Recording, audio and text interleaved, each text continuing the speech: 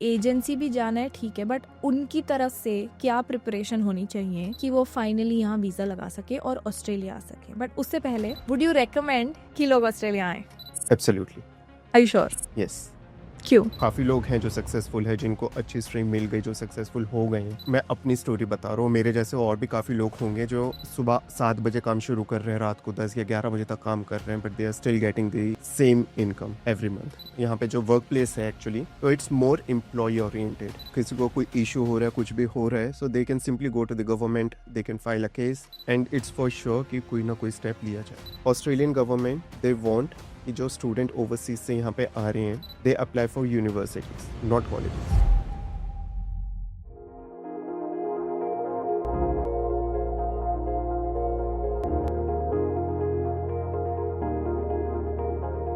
Hello everyone and welcome to the first episode of the pod with परितेश। इस episode में हम बात करने वाले हैं हमारी माइग्रेशन जर्नी की। बहुत लोगों ने हमें रीच आउट किया है कि कैसे ऑस्ट्रेलिया माइग्रेट होना है, dos and don'ts and green flags and red flags. और आप जब रेड फ्लैग्स सुनोगे ना तो बाय गॉड हमारा तो दिमाग हिल गया था। बट इस एपिसोड में हमारी रॉ अनफिल्टर्ड ऑनेस्ट जर्नी हम आपके सामने रखना चाहते हैं। इस एपिसोड में मैं अपने हस्बैंड को इंटरव्यू कर रही हूँ because he is the mastermind जिन्होंने हम सब का वीज़ा लगवाया है, चाहे हमने एजेंसी से किया हो चाहे हमने खुद लगाया हो। मेरा स्पाउस वीज़ा, हितेश का स्टूडेंट वीज़ा, मेरे भाई का स्टूडेंट वीज़ा, सबके टूरिस्ट वीज़ा हमारे घर में हितेश इज़ द मास्टरमाइंड। हमारे सारे दोस्त भी उनसे एडवाइस लेने आते हैं। लेकिन एक डिस्क्लेमर है, this is not legal advice और ये टोटली अनस्पॉन्सर्ड पॉडकास्ट है। We are legally not equipped and not qualified to give you any advice. So always check with the agent or do your own research. But let's get started. My question number 1, Hitesh, आपकी journey कैसे शुरू हुई थी और आप किस visa पे आए थे और आपने कैसे अपना वीज़ा लगाया? तो मैं यहाँ पे स्टूडेंट वीज़ा पे आया था और मैंने अपना स्टूडेंट वीज़ा एक एजेंसी के थ्रू लगवाया। ओके। तो मैं इनिशियली इंडिया में काम कर रहा था एज अ बिजनेस एनालिस्ट इन बेंगलोर। तो मेरा भाई मेरे से 6 महीने पहले इधर आया था and he was so happy here. He used to call me every day और ये बोलते कि भाई आप इधर आ जाओ, एक बार इधर आके देखो, बहुत अच्छा है यहाँ पे लाइव, ये सारा कुछ। बिकॉज ही न्यू कि मेरी वहाँ पे लिटरली बैंड बजी पड़ी थी काम में। तो it was not 9 to 5 actually, अच्छा। Although on the paper it's 9 to 5, but you know कैसा काम चलता है। तो he convinced me, like after 2-3 months of his hard work, he convinced me और मैंने फाइनली अपना स्टूडेंट वीज़ा की जर्नी शुरू करी। तो वो मैं एक एजेंट के पास गया वहाँ पे एंड आई आस्क्ड हर कि भाई मुझे जाना है बाहर मेरे को पढ़ाई के लिए ऑस्ट्रेलिया, तो टेल मी द प्रोसीजर क्या है। So the first thing was कि यूनिवर्सिटी शॉर्टलिस्ट करनी है, सारा कुछ ठीक है। तो मैंने वो प्रोसेस शुरू किया। तो आपने स्टूडेंट वीज़ा लगाने की क्यों सोची? आप तो ऑलरेडी वहाँ काम कर रहे थे, तो आपने डायरेक्टली पीआर या वर्क वीज़ा लगाने का क्यों नहीं सोचा? एग्जैक्टली तो उस टाइम पे मुझे ये चीज़ नहीं पता थी, लाइक हमने किसी ने भी कभी ये सोचा नहीं था हमारी फैमिली में, या किसी ने कभी बात ही नहीं करी कि भाई बाहर जाना है, ठीक है, बाहर सेटल होना है, लाइफ शुरू करनी है बाहर, ठीक है। हमने हमेशा बस यही सुना कि भाई बाहर लोग जाते हैं पढ़ने के लिए। तो मुझे वो प्रोसेस पता ही नहीं था कि लोग जो बाहर सेटल्ड हैं वो कैसे गए हैं, क्या किया है उन्होंने।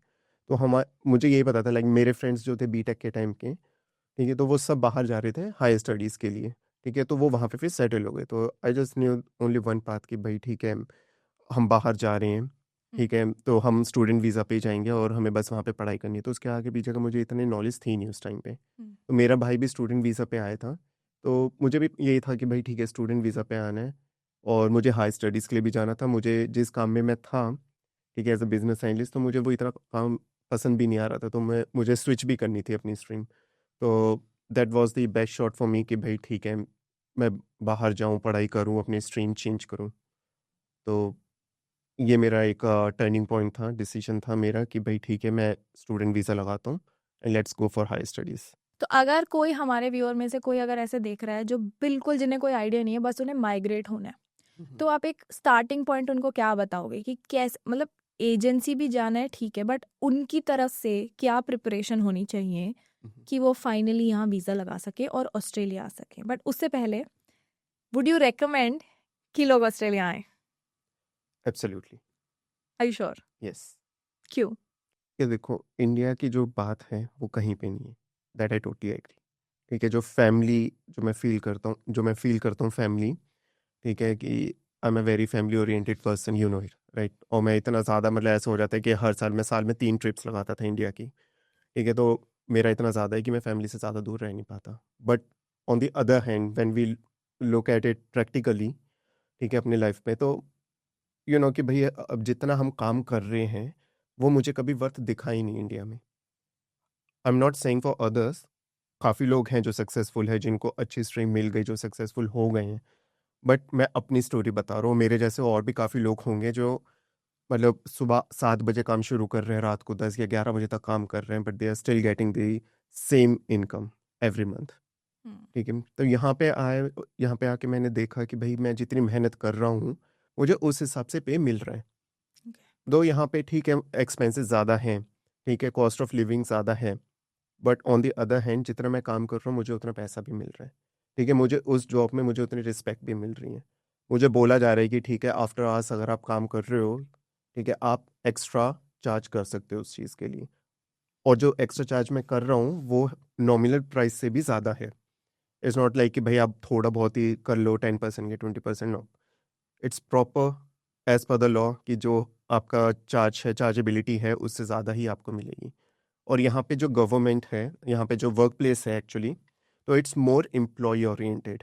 तो अगर आपको किसी को कोई इशू हो रहा है, कुछ भी हो रहा है, so they can simply go to the government, they can file a case, ठीक है, अगेंस्ट द कंपनी के भाई मुझे ऐसे इश्यूज हो रहे हैं यहाँ पे इस कंपनी में, या कोई पार्शलिटी हो रही है, कुछ भी इशू हो रहा है, एंड इट्स फॉर श्योर कि कोई ना कोई स्टेप लिया जाएगा। अभी हाल ही में लाइक न्यूज़ में भी इतना आया, जो बड़े बैंक्स थे उनका भी आया कि दे वर फोर्सिंग कि एम्प्लॉयज़ को ऑफिस आना है, या फिर लाइक एक्स्ट्रा काम करा रहे थे या कुछ, ऐसे काफ़ी सारे ऐसे कंप्लेंट्स आए।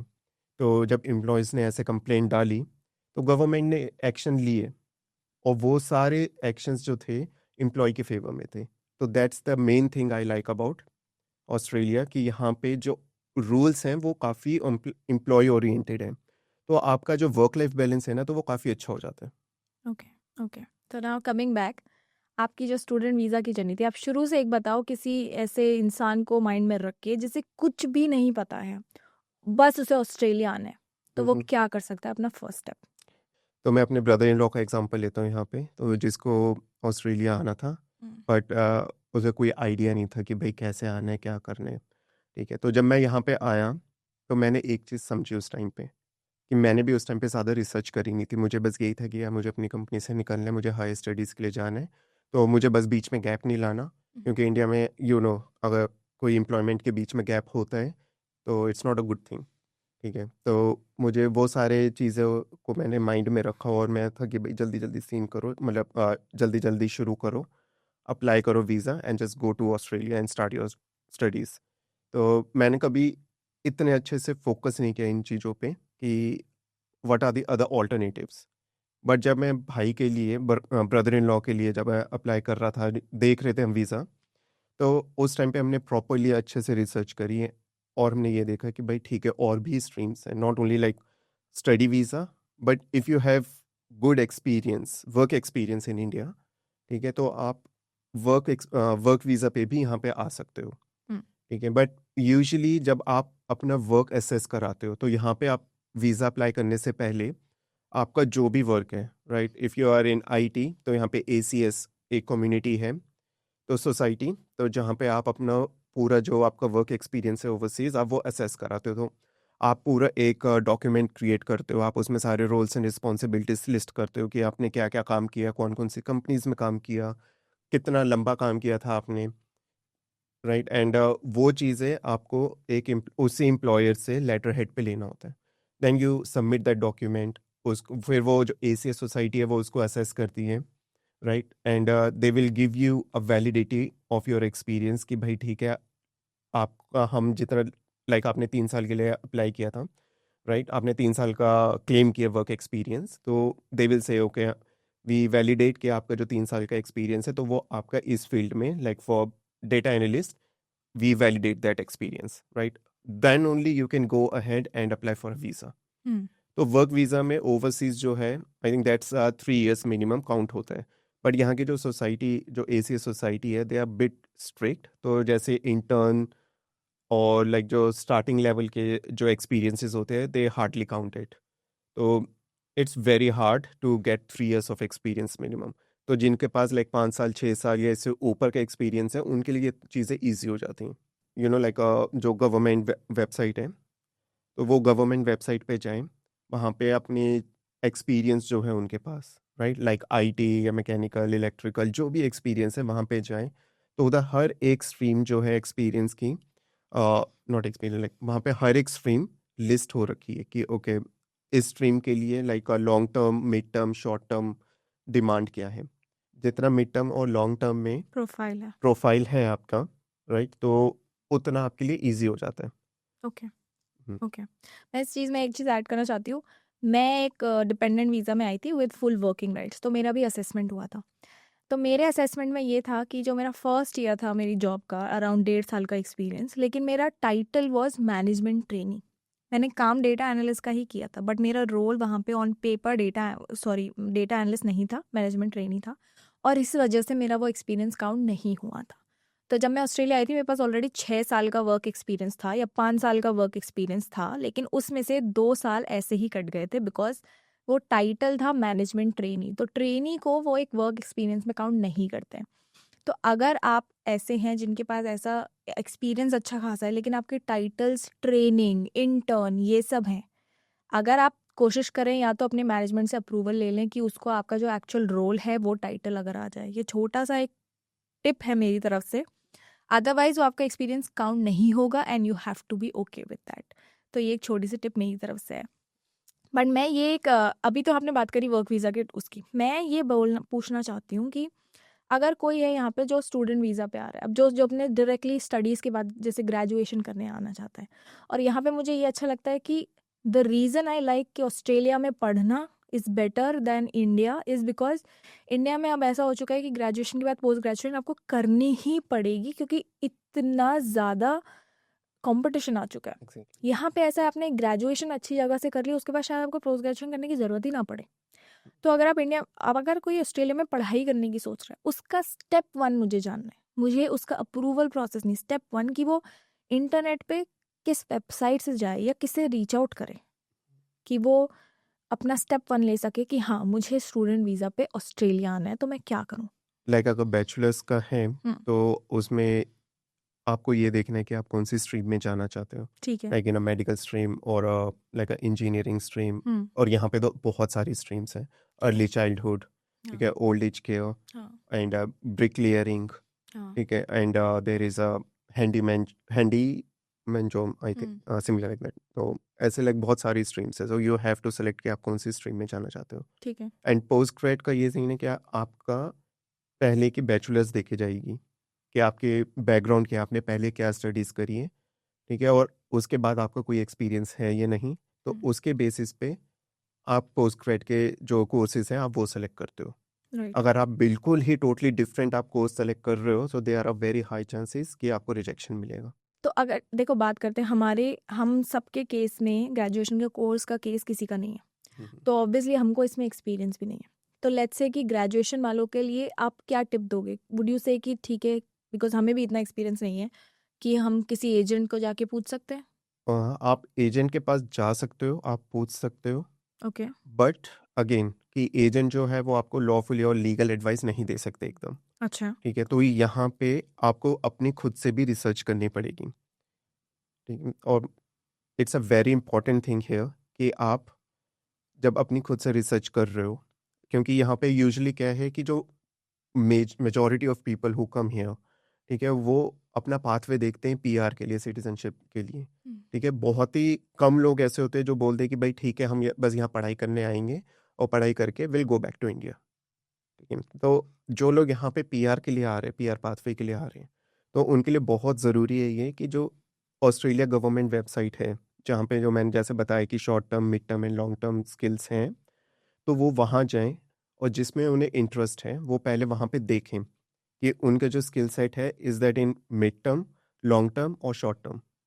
एंड आई वुड सजेस्ट कि वो जितना लॉन्ग टर्म में हो स्किल्स, तो वो उस वाले कोर्स के लिए जाएं rather than like short term और मिड टर्म, क्योंकि वो कब पीआर की लिस्ट से हट जाए यू नेवर नो। और उनके चांसेस भी पीआर के आने के बहुत कम होते हैं। हम्म तो जो लॉन्ग टर्म वाले होते हैं like mostly the nurse courses और द आईटी कोर्सेज, तो उनके चांसेस बहुत ज़्यादा होते हैं। Okay okay. तो लेट्स जस्ट से ठीक है, जैसे अगर ग्रेजुएशन करनी है या पोस्ट ग्रेजुएशन करनी है, सबसे पहला स्टेप है कि भाई आप वेबसाइट पर जाके ये चेक करो कि कौन से मिड टर्म और लॉन्ग टर्म के कोर्सेज हैं। एग्जैक्टली। वो बहुत ज़रूरी है। Great yes. पॉइंट। अब बात करते हैं पोस्ट ग्रेजुएशन की। अभी आपने जैसे बोला कि अगर आपकी प्रीवियस बैकग्राउंड नहीं है तो आपके रिजेक्शन के चांसेस ज़्यादा हैं। ये बहुत ही मिरेकल केस है, लेकिन मेरे भाई का ये केस है कि मेरे भाई का बैकग्राउंड पूरा का पूरा मास कम्युनिकेशन एंड जर्नलिज्म में है, लेकिन उसे फिर भी स्टूडेंट वीज़ा मिल गया आईटी में। यस। हमने सारी यूनिवर्सिटीज़ में अप्लाई किया और सिर्फ एक से जवाब आया। मैं ऑनेस्टली बोल रही हूँ, सिर्फ एक से जवाब आया। हम उम्मीद हार चुके थे क्योंकि सब ने मना कर दिया था, लेकिन एक ने हाँ बोल दिया। तो आपको क्या लगता है कि क्या हमें ऐसा करना चाहिए, या क्या वो टर्निंग पॉइंट था कि मेरे भाई को उस यूनिवर्सिटी से जवाब आ गया? क्या ये पॉसिबल ही नहीं है कि किसी को स्ट्रीम चेंज करने का मौका मिल सकता है, या फिर अगर पॉसिबल है तो क्या है? मतलब अगर कोई देख रहा है जो स्ट्रीम चेंज करने की सोच रहा है और क्रेडिबिलिटी या उसके अंदर वो विलिंगनेस भी है, ऑनेस्टली वो सिर्फ आने के लिए नहीं कर रहा है, तो आप उनका मुझे स्टार्टिंग पॉइंट क्या दोगे और कैसे कैसे आप बोलोगे कि क्या क्या उन्हें करना चाहिए? आपके भाई के केस में लाइक हमने बहुत सारी यूनिवर्सिटीज़ में अप्लाई किया करेक्ट। राइट फॉर आईटी में बहुत सारे जो कोर्सेज थे वो लॉन्ग टर्म में है स्किल्स में, राइट। तो हमने फिर आईटी का ही कोर्स सेलेक्ट किया।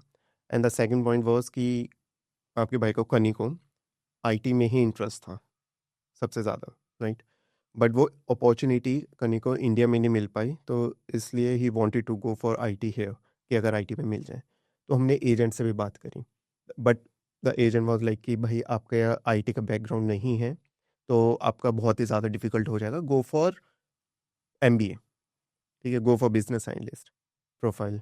बट जब हमने चेक किया ऑनलाइन तो वो शॉर्ट टर्म में था बिजनेस एनालिस्ट, तो एमबीए की जो प्रोफाइल है वो भी काफ़ी लाइक शॉर्ट टर्म में थी।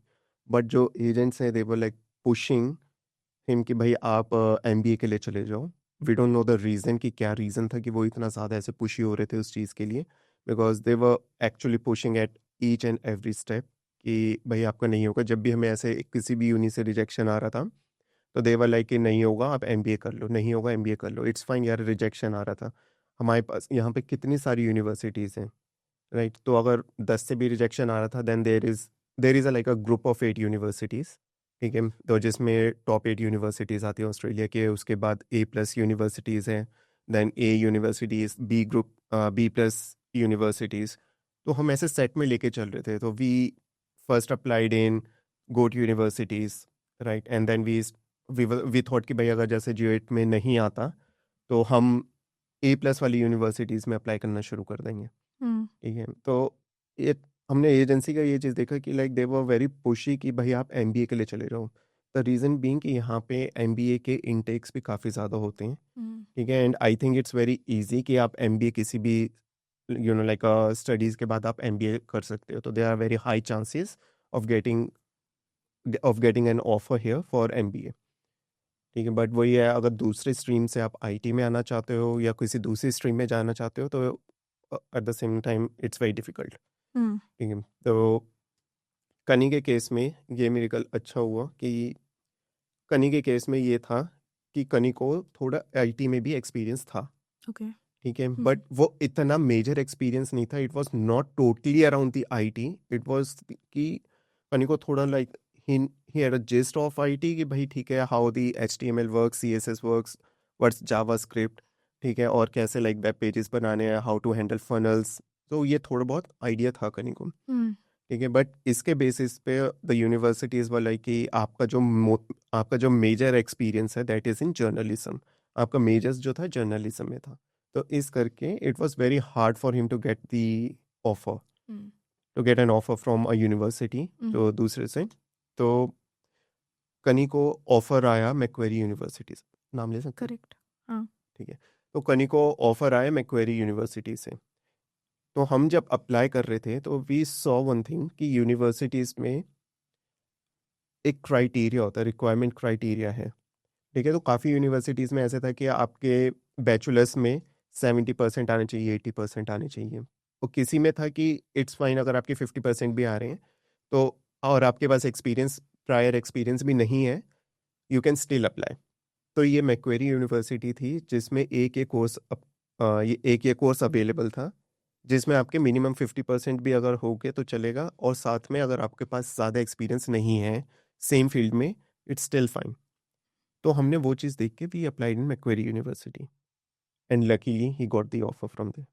करेक्ट। तो आप ये बोलोगे कि पहला स्टेप ये है कि यूनिवर्सिटी में अप्लाई करना है बिफोर अप्लाइंग एनी वीज़ा और एनीथिंग, पहले यूनिवर्सिटी में अप्लाई उससे करना पहले आई वुड से कि स्टेप 1 कि आपको कौन सी फील्ड में जाना है। अगर आप सीधे ग्रेजुएशन के लिए यहाँ पे आ रहे हो, है। राइट, तो आप सीधे वेबसाइट पे जाओ, डोंट रिलाई ऑन एजेंसीज, ठीक है, एजेंट्स के ऊपर ज़्यादा रिलाई मत करो, they will give you a good advice, ठीक है, अच्छी एजेंसीज भी हैं, बट इट्स बेटर कि आप जो भी डिसीजन ले रहे हो वो इतना फर्म हो कि आपको खुद पे भी कॉन्फिडेंस इतना होना चाहिए कि आप अपना डिसीजन खुद ले सको उस टाइम पे। करेक्ट। ठीक है, तो द फर्स्ट थिंग इज कि आप ऑनलाइन जाओ, there is a government website, उसमें से पूरी लिस्ट निकालो, जस्ट चेक कि आपका इंटरेस्ट किस में है, आप क्या करना चाह रहे हो। ठीक है, तो लॉन्ग टर्म स्किल लिस्ट है, गो फॉर दैट वन।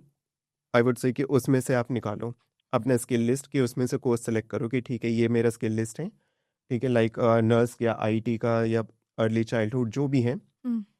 उसके बाद start looking for the colleges कि भाई ये वाले कोर्सेज मेरे को कौन से कॉलेज में अब मिलेगा, कॉलेज या यूनिवर्सिटी? या sorry universities.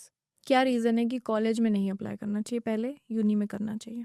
Okay, that's a very good point. हाँ, ऑस्ट्रेलियन गवर्नमेंट दे वांट कि जो स्टूडेंट ओवरसीज से यहाँ पे आ रहे हैं they apply for universities not colleges. क्यों? क्योंकि दे वांट कि भाई जो बाहर से आ रहे हैं, लाइक देयर इज जो यहाँ की गवर्नमेंट है, ठीक है, और जो यहाँ का स्टडी है, तो द गवर्नमेंट थिंक्स कि जो ओवरसीज के जो स्टूडेंट आ रहे हैं they are like very big, they bring a very big chunk of income to the country. Correct. ठीक है, तो इस करके like when people they are coming for the high studies और like just for the studies, the Australian government they want कि वो बंदा जो है यूनिवर्सिटी के लिए आए। तो बहुत सारे ऐसे स्टूडेंट्स हैं, तो वो क्या करते हैं कि लाइक पास्ट में ऐसे बहुत केसेस हुए हैं कि वो यूनिवर्सिटी में आते हैं, ठीक है, वो 1 महीना यहाँ रुकते हैं यूनिवर्सिटी में and they switch to a college, ठीक है, just to save on the fees कि वो जॉब कर रहे हैं साइड बाय साइड, और इससे बहुत सारे रूल्स भी ब्रेक होते हैं।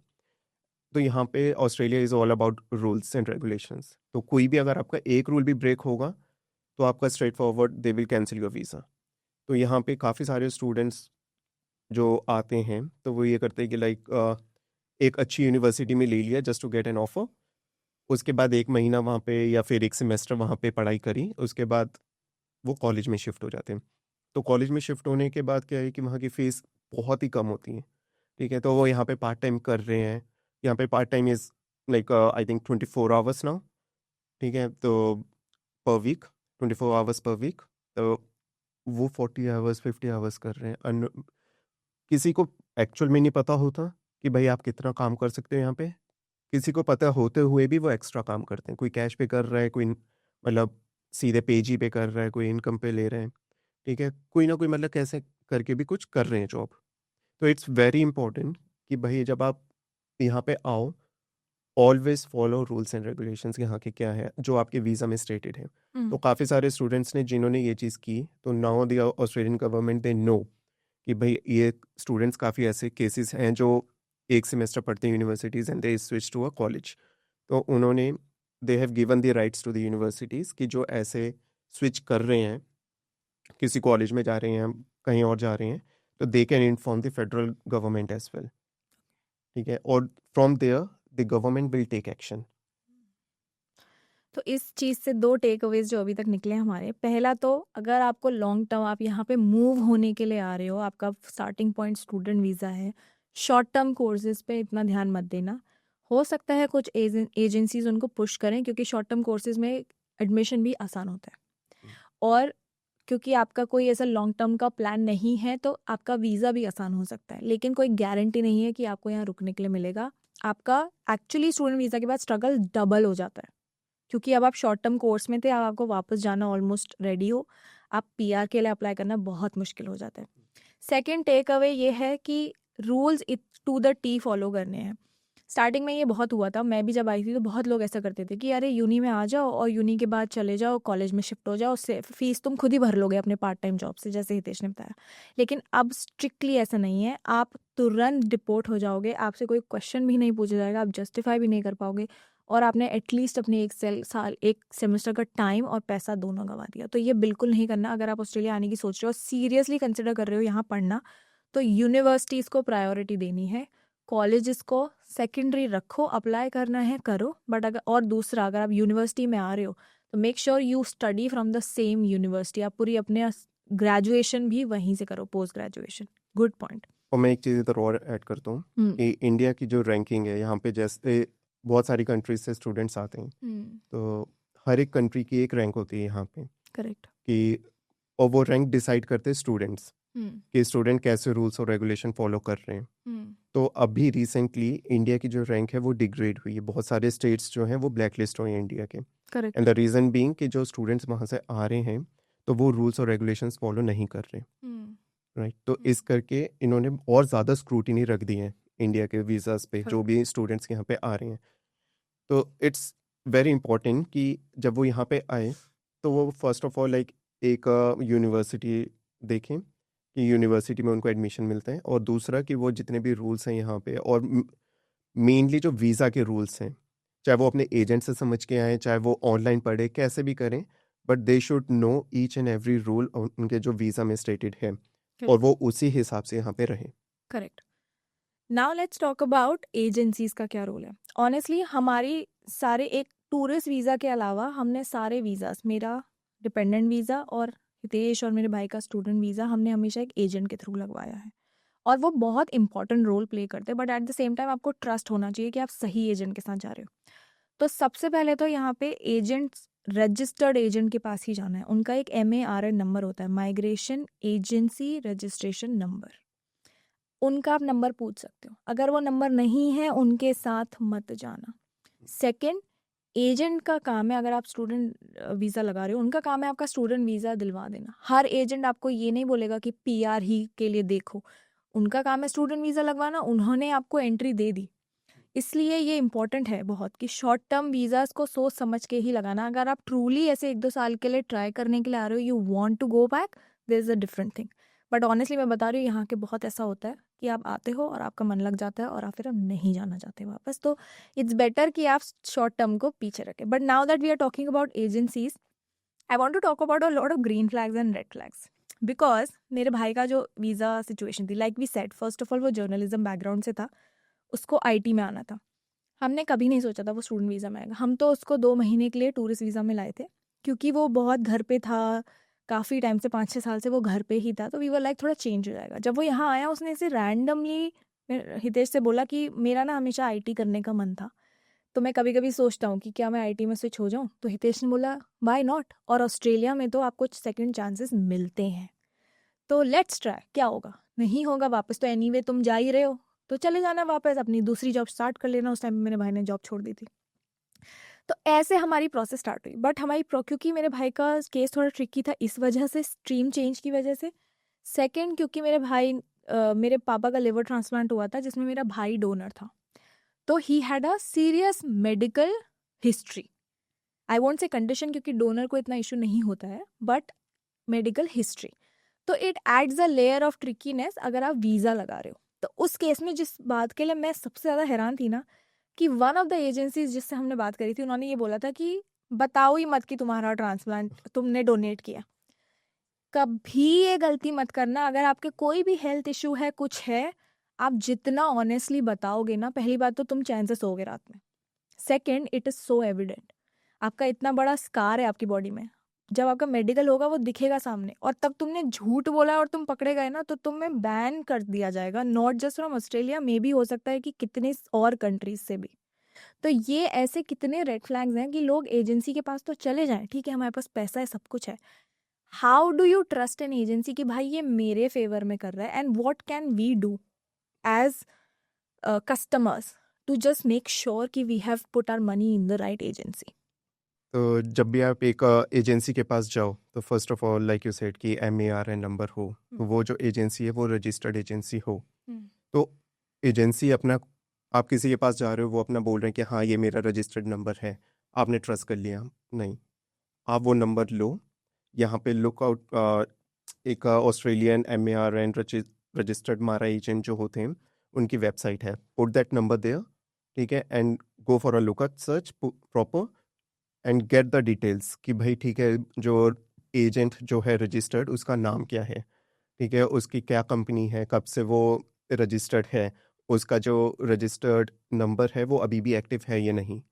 तो फर्स्ट ऑफ ऑल ये चीज़ देखना बहुत ही ज़रूरी है। अब काफ़ी सारी एजेंसीज क्या करती हैं कि अपने नीचे, मतलब एक मारा एजेंट होगा वो अपने नीचे काफ़ी सारे ऐसे एजेंट्स रख लेते हैं, ठीक है, हु आर गिविंग एडवाइस, ठीक है, दैट्स टोटली फाइन कि वो आपको एडवाइस दे रहे हैं ये सारा कुछ, because they are consulting the MARA agent as well, but at the same time you have to make sure कि जो आपको एडवाइस मिल रही है, ठीक है, वो एकदम प्रॉपर और एकदम वैलिडेटेड एडवाइस हो। तो उसके लिए आपको खुद से भी रिसर्च करनी होगी। You don't have to rely 100% on the agent. I know कि इसमें थोड़ा सा एक्स्ट्रा आपका एफर्ट लगेगा, राइट, बट आपको खुद से भी ये सब रिसर्च करनी पड़ेगी। एक और मैं एडवाइस जो ये दूंगी कि बहुत ना, कई हम इंडिया में जब रहते हैं ना, हम एजेंट जो बोल रहा है हम मान लेते हैं, हाँ एजेंट ने बोल दिया उसको पता है, लेकिन हमारे अंदर कुछ क्वेश्चंस होते हैं और वो पूछने में हम डरते हैं।